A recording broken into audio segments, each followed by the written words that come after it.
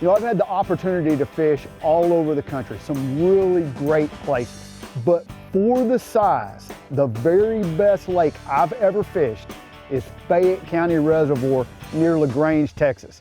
It's a little lake, it's not that well known, but it's got giant bass. Thanks for joining us. This is Fishing and Hunting Texas. You know, offshore structure fishing in the summer there is as good as I've ever seen anywhere. You can find schools that are big, and a lot of times those fish are finicky because they get a lot of pressure on Fayette, and so you've got to figure out what bait's going to make them bite. A lot of times for me, I like throwing a big crankbait, something like a Strike King 6XD, a Strike King 8XD, or maybe even a 10XD. Those baits that get way down there and you crank them hard and you crank them fast, it'll wear you out. But if that's the bait you need, then that's what you got to throw. It's all about trying to figure out what will trigger the bass to bite. And when you get him going, you catch one after another. There's one. That's a big one. Big old bass. It's like, woo, look at that. That's awesome. I mean, I got the school finally fired up. Look at that. That's a good one.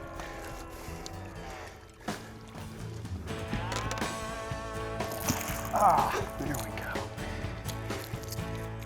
Strike King 6XD, Chartreuse Sexy Shad, size of this guy.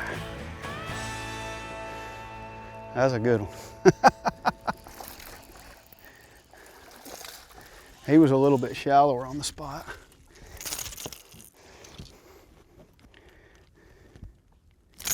Got an old deformed mouth. Been caught a time or two. I switched to an 8XD, and this is a big one right here. He about jerked the rod clean out of my hand. Oh, look at that. I switched to an 8XD and I went out just a little bit deeper, and that fish hit it when it came off the break. That's a big one there. We caught all of those fish cranking, and the reason that we caught them cranking is because they wanted something fast. Whenever I fished something slow, even when I jerked it up off the bottom, a lot of times a jerk retrieve will get a bite. It didn't work. I couldn't catch anything on a spoon, I couldn't catch anything on a worm. I caught 3 or 4 or 5 on a Carolina rig, but for the most part, they wanted speed. And when that crankbait would go flying through them, that's when you would generate a strike. And a lot of times, once you got one to bite, you could get another one to bite, and another one to bite, and another one to bite. You could get multiple bites on the exact same cast. I felt like we had a good day. When you get out there and start fishing offshore, one thing you want is everything to be able to maximize the time you get to fish, to find fish. You want to find them quickly. You've got all these tools to be able to find these fish, but it still takes getting out there and doing it. One tool that really helps me is depth shading. What depth shading does for me is I actually paint the contour lines that I want certain colors.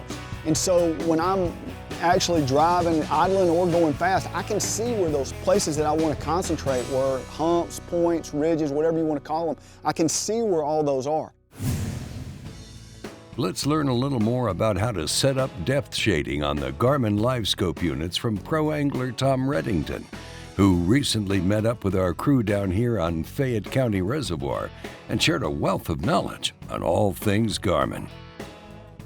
The neat thing about the color shading that I have on the Garmin, it makes it pop, makes it really easy to stay on the key depth. So I've set mine every 3 feet. That color shading, once you figure out the key depth, I can look all the way around the map and find points in that desired depth range. Really makes the key structure pop on your Garmin units. All right, set up depth shading on your Garmin unit, really easy. Simply go to Menu, I'm gonna go to Layers, Water, and then depth shading. The green there, that turns it on, and these little arrows on the side. I set mine up with a different color. I do it for every 3 feet. If I'm fishing deeper water, I can do it every 5 feet, every 10 feet. You can do up to 10 colors, and to simply edit it, like I have red here, I can change the color to green, whatever I want, and then I can change the depth, minimum, to whatever I want. To me, it works out every 3 feet, but super easy to customize, see the key structure on your lake.